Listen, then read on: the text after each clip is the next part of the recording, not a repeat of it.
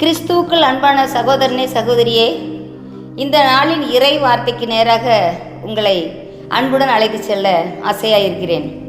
இந்த நேரத்திலும் நமக்காக ஆண்டவர் கொடுத்த இறை வாக்கானது நீதிமொழிகள் 22வது அதிகாரம் 29வது வசனம். தன் வேளையில் ஜாக்கிரதையாய் இருக்கிறவனை நீ கண்டால் அவன் நீசருக்கு முன்பாக நில்லாமல் ராஜாக்களுக்கு முன்பாக நிற்பான். எங்க நிற்பான், எங்க நிற்க மாட்டான் அப்படின்னு இருக்குது. யாரு எங்க நிற்பான், இதுதான் இந்த இதுல வருது. தன் வேளையில் ஜாக்கிரதையா இருக்கிறவன் ராஜாக்களுக்கு முன்பாக நிற்பான். யாருக்கு முன்பாக நிற்க மாட்டான்? நீசருக்கு முன்பாக நிற்க மாட்டான். இதை யார் சொல்றாங்க? அதை பார்த்தவர்கள் சொல்கிறார்கள். தன் வேலையில் ஜாக்கிரதையா இருக்கிறவன் நீ கண்டால், எங்க நீ பார்த்தாலும் சரி, நீ வேலை செய்யும் இடத்துலையோ இல்லை சபையிலையோ, தனக்கு கொடுக்கப்பட்ட வேலை எதுவாக இருக்கட்டும், சிறிய வேலையோ பெரிய வேலையோ எதுவாக இருந்தாலும் சரி, அந்த வேலையில் நாம் எப்படி ஜாக்கிரதையா இருக்கிறோம் அப்படின்னு தான் இந்த இடத்துல இந்த வசனம் பார்க்கிறது. அந்த கண்ணோட்டத்தில் நாமும் பார்க்கும்போது அநேக வேதத்தில் பார்த்தீங்கன்னா நிறைய உதாரணங்கள் நமக்கு முன்பாக மேகம் போன்ற திரளான சாட்சிகள் இருக்கிறாங்க. அவங்க கொடுத்த வேலையில் ஜாக்கிரதையாக செஞ்சாங்க. யோசேப்பு பாருங்க, அவன் கொடுத்த வேலையில் ரொம்ப ஜாக்கிரதையாக இருந்தார். அந்த இடத்துல பாருங்க அவன் எப்படி இருக்கிறார். அவங்க அப்பா யாக்கோபு வேலையை கொடுத்தார், அதில் ரொம்ப ஜாக்கிரதை. அண்ணன்மார்கள் எப்படி இருந்தாலும் சரி, உள்ளதை உள்ளதென்றும் இல்லதை இல்லதென்றும் சொல்லுங்கள் அப்படிங்கிற மாதிரியே அவன் அங்கே என்ன பார்த்தானோ அதை அப்படியே அவங்க அப்பாட்ட சொல்லுவான். டே, இதெல்லாம் அப்பாட்ட சொல்லாதடா, எங்களை திட்டுவாங்க அப்படின்னு சொல்லிட்டு அண்ணன்மார் மிரட்டினாலும் கூட அவன் என்ன செய்கிறான், அதை அப்படியே சொல்கிறான். பார்த்தீங்களா? அப்போது எல்லாம் அவன் அது மாத்திரம் இல்லை, அங்கே போத்திபார் வீட்டில் அவன் என்ன செஞ்சான், வேலைக்காரனாக அந்த இடத்துல இருந்தான். அவர் கொடுத்த அந்த வேலைகள் அனைத்திலும் அவன் ஜாக்கிரதையாக இருந்தான். எந்த விதமான நீதிகேடும் செய்யலை, எந்த புரட்டு கிடையாது, முன்னொன்று பின்னொன்றுலாம் கிடையாது, பார்த்தா ஒன்று பார்க்காம ஒன்று அப்படிலாம் கிடையாது.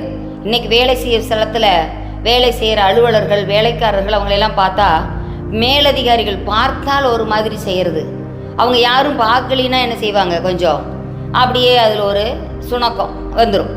அதை பார்த்துக்கிட்டே இருந்தாங்கன்னா அவங்க முன்னால் நல்லா பயங்கரமாக வேலை செய்கிற மாதிரி அப்படியே ஒரு ஜாக்கிரதையை காட்டுவாங்க, ஒரு ஷோ. அப்படி இல்லாமல் இந்த இடத்துல என்ன சொல்லியிருக்குது, யோசேப்பு அவ்வளோ ஜாக்கிரதையாக இருந்தான். அதுக்கப்புறம் பொய் குற்றம் சாட்டப்பட்டு அவனை சிறையில் போடுறாங்க. அப்போ அந்த இடத்துல சிறையை அதை பார்த்துக்கக்கூடிய ஒரு பொறுப்பு அவனுக்கு கிடைக்குது. அங்கேயும் அவன் எப்படி இருக்கிறான், ஜாக்கிரதையாக இருக்கிறான். அப்போ ஒவ்வொரு காரியத்திலும் ஜாக்கிரதையாக இருந்ததை பார்த்துட்டு அப்போ ராஜாவுக்கு ஒரு நாள் அவருக்கு ஒரு தேவைப்பட்டுச்சு. அவருடைய கனவுகளை விளக்குவதற்கு யாருமே இல்லை.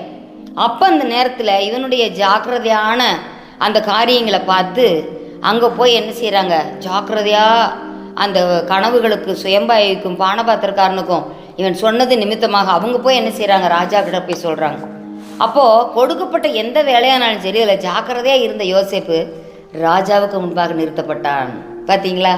அப்போது தன் வேலையில் ஜாக்கிரதையாக இருக்கிற மனுஷனை நீ கண்டால் அவன் நீசருக்கு முன்பாக நில்லாமல் ராஜாக்களுக்கு முன்பாக நிற்பான். தாவீது அப்படித்தான். பார்த்தீங்களா? அவங்க அப்பாவுடைய ஆடுகளை தான் மேய்த்துட்டு அப்படியே வனாந்திரத்தில் சுற்றி திரிந்தான்.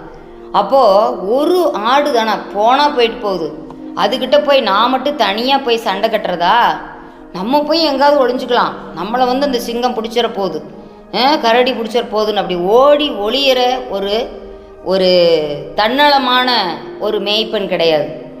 தன்னிடத்தில் ஒப்புவிக்கப்பட்ட அந்த ஆடுகள் ஒன்று கூட குறையக்கூடாது, ஜாக்கிரதையாக கண்ணு கருத்துமா, மழையானாலும் வெயிலானாலும் இரவானாலும் பகலானாலும் அதை அப்படியே கருத்தாக கவனிச்சிட்டு வந்தார். அப்போ அதை பார்த்தோன்னையும் அந்த தாவீது என்ன செய்கிறோம், அந்த இடத்துல ஆண்டவர் அப்படி ஆடு மேய்த்து கொண்டிருந்தவனை அந்த இடத்துல ராஜாவாக ஆண்டவர் அபிஷேகம் பண்ணார். பார்த்தீங்களா? அவன் நீசருக்கு முன்பாக நில்லாமல் ராஜாக்களுக்கு முன்பாக நின்றான். அவங்க தாய் தகப்பன் கூட பிறந்த சகோதரர்கள் கூட அவன் இப்படியெல்லாம் முன்னேறுவான்னு நினைக்கவே இல்லை. ஆனால் ஆண்டவர் ஜாக்கிரதை உள்ளவனை அவருடைய கண்ணோக்கி கொண்டிருக்கிறது. இவ்வளோ நாமும் கூட இப்படிப்பட்ட உதாரணங்கள்லாம் நிறைய இருக்குது. அப்படி இருக்கிறவர்களை நீ கண்டால் அவங்க ஒரு நாளும் அவங்க வாழ்க்கையில் தாழ்த்தப்பட்டு போகவே மாட்டாங்க. கண்டிப்பாக அவங்களுக்கு ப்ரொமோஷன் நிச்சயம். அவர்கள் ராஜாவுக்கு முன்பாக கண்டிப்பாக நிற்பாங்க அப்படின்னு சொல்லிட்டு இதில் பார்க்குறோம். அதே போல் பார்த்தீங்கன்னா இன்னுமே மொர்தெகாய் பாருங்கள், வாசல் காக்கிற வேலை தான் செஞ்சுட்டு இருந்தார். ஆகாஸ்வேரு 127 நாடுகளுக்கு ராஜாவாக இருந்தான். இந்து தேசம் முதல் எத்தியோப்பியா தேசம் வரைக்கும் இருக்கிற அத்தனை தேசத்தையும் அரசாண்ட ராஜா அவர். அந்த அந்த ராஜ்யத்தில் அவன் வாசல் காப்பானாக அவர் வேலையில் இருந்தார். அப்போ பார்த்தீங்கன்னா அந்த 2 பேர் ஒருத்தர் பேசிகிட்டு இருக்கிறாங்க. ராஜாவுடைய உயிருக்கு ஆபத்துன்னு சொன்னதுனே அதை போய் உடனே என்ன செய்கிறார், போய் அறிவிக்கிறார்.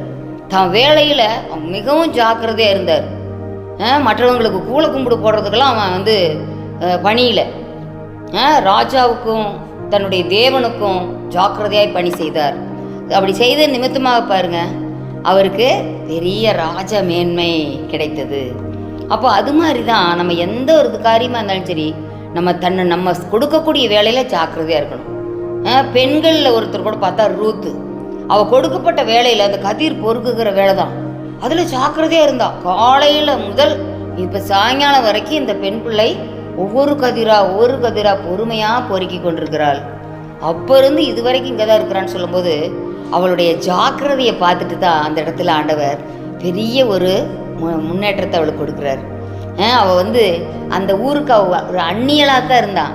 ஆனால் அந்த நேரத்தில் அங்கே பார்க்குறோம், போவாசுக்கே பெரிய எஜமான், வயல்வெளி எஜமான், அவனுக்கு ஒரு எஜமாட்டியாக ஆண்டவர் உயர்த்தினார்.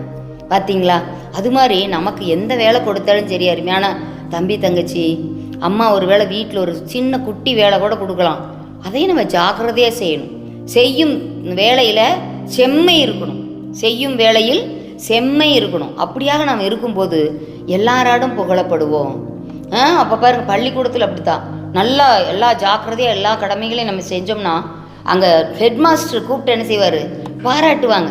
அந்த இடத்துல நம்மளுக்கு யார், அது ராஜா, அவங்க தான். இப்போ அவங்க முன்னால் நம்ம போய் நிற்கக்கூடிய ஒரு சிலாக்கியத்தை ஆண்டவர் தருவார். அதே போல் எந்த ஒரு செயல்பாடுகள் இருந்தாலும் சரி, நம்ம அதெல்லாம் பார்க்கும்போது எளியவன் ஜாக்கிரதையாக வேலை செய்கிற எளியவனாக இருந்தால் அவனை ராஜாக்களோட உட்கார பண்ணுவாராம். பார்த்தீங்களா? குப்பையிலிருந்து அவனை உயர்த்துவார் அப்படின்லாம் வேதத்தில் பார்க்குறோம். அது மாதிரி இன்றைக்கி எவ்வளவோ ஃபீல்டில், கேம்ஸில், இன்னும் அரசியல் அமைப்பில் எல்லாத்துலேயுமே பார்க்குறோம்.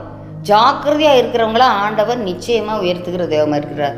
ஆகவே அருமையான சகோதரனே சகோதரியே, நாமும் கூட நம்ம செய்கிற எந்த வேலையாக இருந்தாலும் சரி அதிலெல்லாம் நாம் ஜாக்கிரதையாக இருந்தோமானால் நாம் ஒரு நாள் ராஜாதி ராஜாவாம் இயேசுவின் முன்னால் நியாயசனத்தில் நிற்கும்போது நாம் குற்றம் சாட்டப்படாதவர்களாய், மாசுமறிவில்லாதவர்களாய், கரை திரை பிழையற்ற ஒரு வாழ்க்கை வாழ்ந்தது நிமித்தமாக ஆண்டவர் முன்பாக நாம் வெற்றியாய் ஜெயம் கொண்டவர்களாய் நிற்போம்.